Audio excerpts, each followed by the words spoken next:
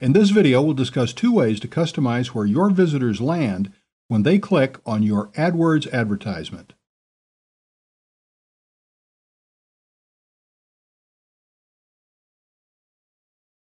With Google AdWords, you actually have a surprising amount of control over the destination landing page of your visitor. In this video, I'll talk you through two further ways you can customize exactly where your visitor ends up, and one of those ways is at the keyword level, and the other way is at the site level. Obviously, those two methods target completely different types of campaigns, with the keyword level, of course, targeting at a keyword campaign, and at the site level, it's aimed at the site-targeted campaign. So let's start first with a keyword-targeted campaign. Let's go with the Antique Tables campaign, which has quite a bit of activity on it. And we want to go to the ad group level, so let's choose the busiest ad group, Antique Tables ad group, and what we need to do for it is go to the Keywords tab. Now, there's two standard ways of editing keywords, or specifically keyword settings. You either click on Edit Keywords here. If I do that, it takes you to a view where you have to change everything in text format, as you can see. And Google has quite a specific syntax here, and that's the syntax. I'll come to that in a moment. Okay, back to the ad group. The other way, of course, is choosing different keywords, or you can choose all keywords if you wish by clicking here and Edit Keyword Settings. Here you can do the same changes, but you can do them graphically, so it's easier to just fill in the boxes, but perhaps not as quick depending on how you may work. Now here's the important point, destination URL. So you can actually send visitors.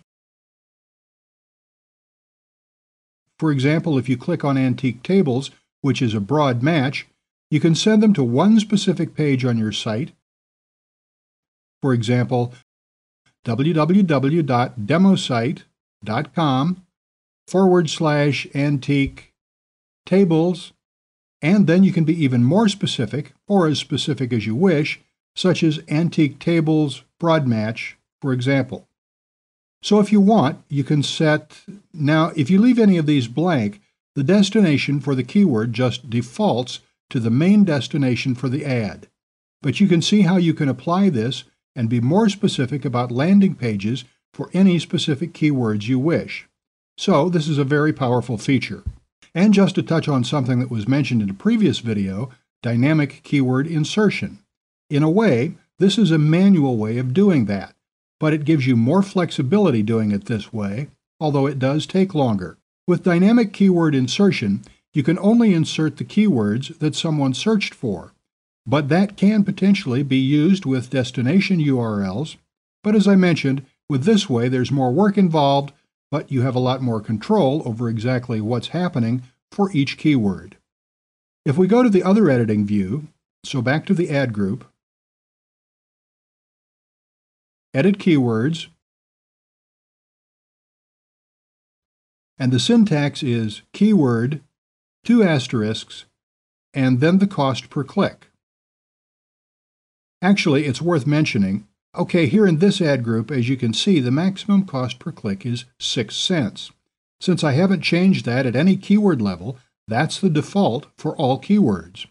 You can change it if you wish, of course. For example, 0.05 to make the maximum cost per click for this keyword a nickel. However, I'm not going to do that. What you can do is just leave a gap with 2 more asterisks, and that leaves the maximum cost per click as unchanged for this keyword. So it's still at 6 cents per click maximum. Lastly, in what you might call the third column, after the second set of asterisks, you put your destination URL. So for example, again, you put in the full address. You have to include the HTTP or HTTPS if you're editing it in this way.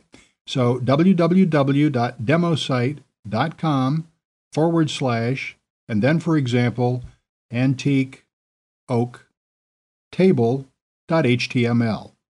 Actually, I'll remove these changes because I'm sending them to an antique site that doesn't belong to me, and I'm not exactly clear on the names of their subpages. However, I think the demonstration's clear on how you can use this and make these changes. So let me just delete that. OK, deleted. And that's all back to the way it was before. So that's how you can control the specific landing page at the keyword level, and the two ways you can make those changes. OK, let's go to Campaign Summary, and let's go to the Site Targeted campaign, PDF Site Targeted,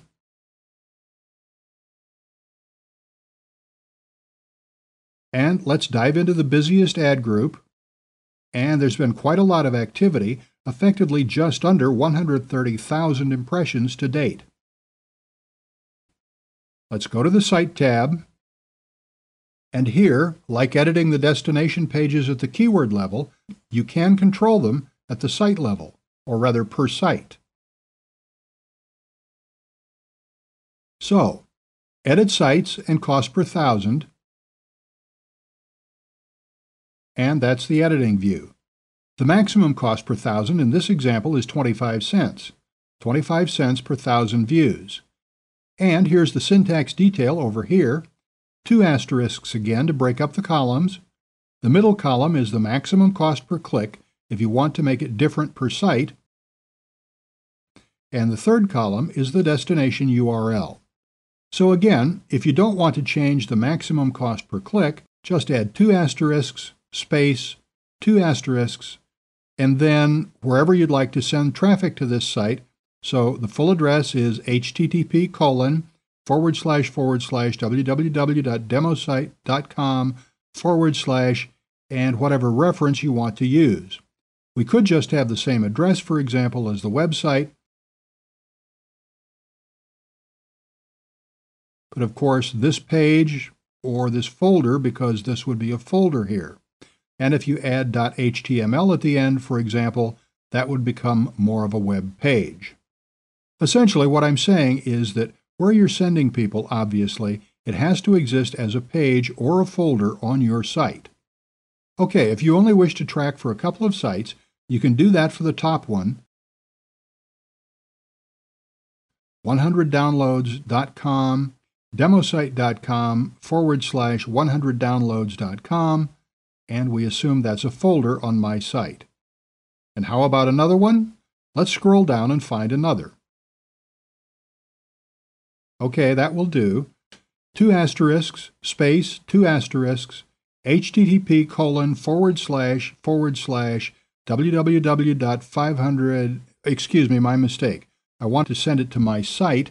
So in this example, my site is demosite.com, then / and then whatever you've called your tracking link, your tracking page, or your tracking folder, 500.ml.org. Okay, so you see how that works. Obviously, there's more work involved, but it's very powerful because then you can start breaking up your traffic, and not only are your visitors sent to a potentially more relevant page. For example, if they're coming to this site, you might want to have at the top of your page something like Welcome 500ml.org visitors. And then you customize it more for them if need be, or you can have it be a pretty standard page, but importantly, you can then track exactly how many people are coming from there, and maybe track them around your site more accurately using something like Google Analytics to see how profitable different sites are to you and to see the quality of the traffic that different sites are sending to you. So this extra control that Google gives you can be very powerful, very useful to keep an eye on exactly what's working for you, and with this information, it would help boost the profitability of your advertising campaigns, as well as giving your visitors a potentially more relevant landing page, which of course can help the profitability too, because the more relevant a page on your site appears to them at first glance, the more likely they are to stick around, and obviously the longer they stay, the more likely they are to take the action you want them to take, whether it's to sign up for a newsletter or purchase from you or whatever it may be.